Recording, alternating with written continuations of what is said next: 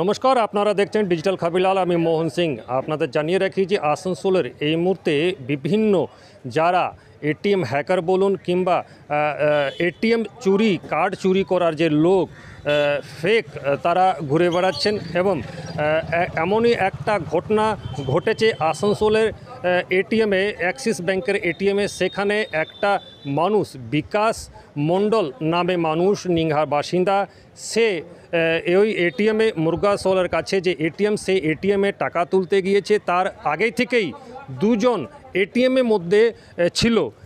যখনই বিকাশ এটিএম থেকে টাকা তুলতে যায় তখনই কিছু গণ্ডগোল হয় ওর, এবং তখনই কথাতে ওরা কথা বলেন। পিছনে একজন দাঁড়িয়ে যায়, সে তার যে পিন নাম্বার, পাসওয়ার্ডটা জেনে যায় এবং যে সামনে দাঁড়িয়ে যায়, যখনই পিছনে লোক একটু কথা বলে, পিছনে যখনই ঘাটটা ফিরিয়েছে, তার মাঝেই সামনেওয়ালা যে একটা লোক ছিল সে নিজের একটা কার্ড লাগিয়ে দিয়েছে আর বিকাশের কার্ড বার করে নিয়েছে।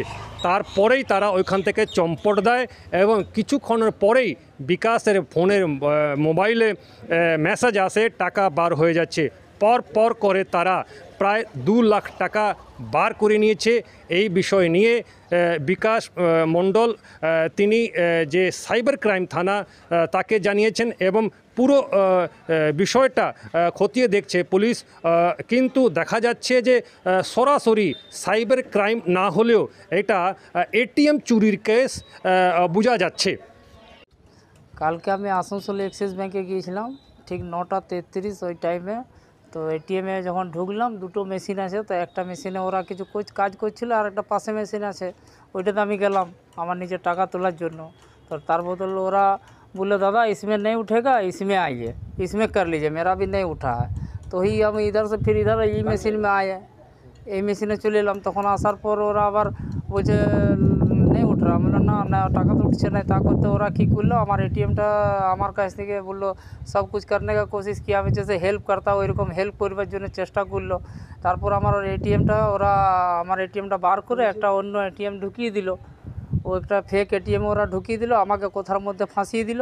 সেই কোথাতে আমি ফেঁসে গেলাম আর আমার এটিএমটা বার করে ওইটা করে নিল। আমার এটিএম নাম্বারটা, পিন নম্বরটা আমার কাঁধের উপরে চেপে যেন পিন নম্বরটাও দেখে নিল। তো তারপর ওরা দুজন আস্তে আস্তে বেরিয়ে গেল। আমার মেসেজ আসতে ধরুন 2 থেকে 3 মিনিট টাইম লাগে। তো মেসেজ যখনই 99,000 টাকার মেসেজ এসছে, আমি তখন ব্যাংকের ভিতরে গেলাম। ব্যাংক তখন খুলেনি, 9:50 এরকম টাইম। ব্যাংকের ভিতরে গেলাম, ব্যাংকের ভিতরে গার্ডকে বললাম, গার্ড এসে পুরো দেখছে যে বলছে আপনার তো এই এটিএমটা পিন নাম্বার গলত আছে। আবার কোনো মতেই টাকা উঠলো না। তখন আমি আবার ওইখান থেকে আবার সঙ্গে সঙ্গে আবার মেসেজ দেখছি, আবার 50,000 গায়েব। আবার ওই করে আমার 2 লাখ টাকা সঙ্গে সঙ্গে গায়েব। তখন ব্যাংকের ম্যানেজার তখন আমাকে বললো যান দৌড়ে যান কানাড়া ব্যাংকে, যেয়ে পরে আপনার অ্যাকাউন্ট সব বন্ধ করান। এটা কি আপনার সেভিংস অ্যাকাউন্ট ছিল? হ্যাঁ, সেভিং অ্যাকাউন্ট ছিল। কালকে ছেলের অ্যাডমিশন আছে কানাড়া ব্যাংকের। কালকে ছেলের অ্যাডমিশন আছে, এই জন্য টাকা সেভিং অ্যাকাউন্টে রেখেছিলাম। কলেজে অ্যাডমিশন আছে। পুলিশের কাছে গিয়েছিলেন? হ্যাঁ, সব সাউথ থানা তো আমাদেরকে পাঠাই দিল ক্রাইম ব্রাঞ্চে। ক্রাইম ব্রাঞ্চে গেলাম, ওইখানেও লিখিত দিলাম।